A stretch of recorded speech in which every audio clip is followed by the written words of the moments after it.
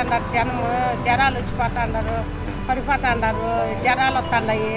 ఎండకు జీవాలు నెగ్గి అకోరుతున్నారు, జీవాలకు నీళ్లు లేవు. ఇది చాలా బాధ అయిపోయింది. తట్టుకోలేకుండా అయిపోతున్నాము. శరీరాలు జబ్బు చెప్పన్నాయి. ఏం చేయాలి సార్ మీ ఎండలకు? ఎలా ఎండలు విపరీతంగా ఉన్నాయి, ఏం చెప్తారు మీరు? ఎండాకాలం చాలా ఈ సంవత్సరం చూస్తే 2024లో మార్చి నెలలో నుంచే ఎక్కువ ఎండలు ఉన్నాయి. దాదాపుగా 40 డిగ్రీల పైన ఉష్ణోగ్రత ఉంది.